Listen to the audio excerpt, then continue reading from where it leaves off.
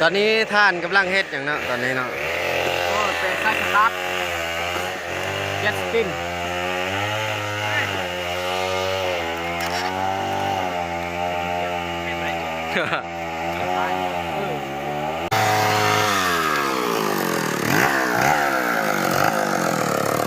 จักรกับมีพาสตาร์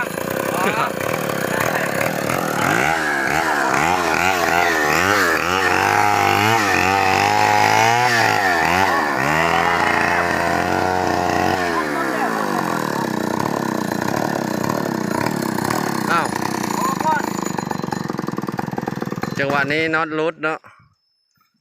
17ตรง17จนรุดน็อตเลยปุ้ย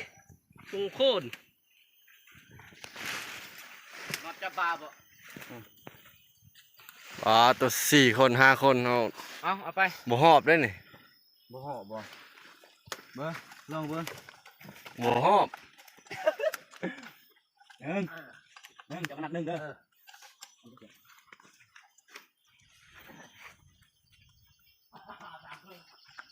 4 เต็มนะเนาะ4 เต็มพอดี4บ่4 โอห์ม4 โอห์มปกมาแค่น้ำจอกกระแสตัวอดุมวยนะจอกตัวอดุมวยอันเดียวเลยดีรับหยักตุกดิอ่ะเจ้าเว้ายังกระแสตัดจากสตินกระแสแปลว่าอันนั้นเสือกนะเสือกอันดึงจากสตินนะใส่สูตรโบราณคนนึงว่าอยู่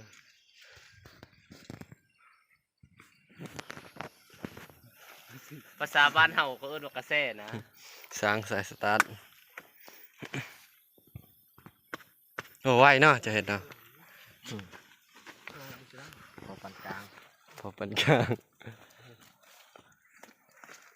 โอ้ไป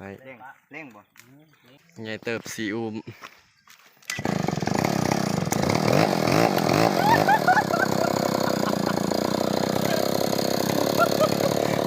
พักเลยหมดนี่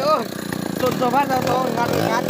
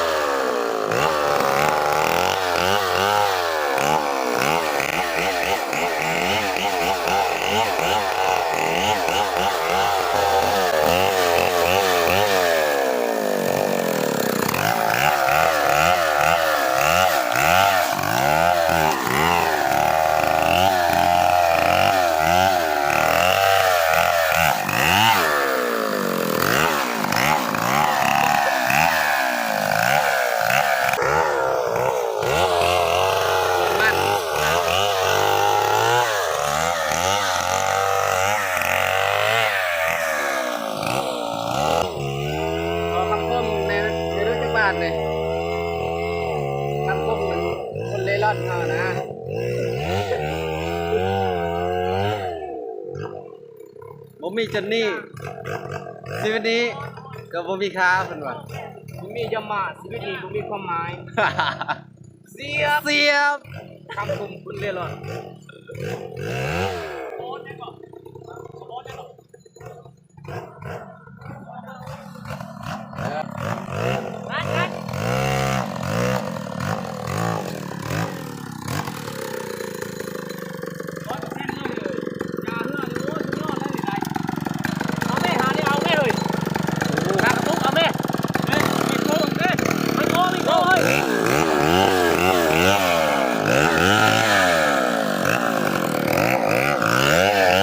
น้ำมาย่างแล้วน้ำมาย่าง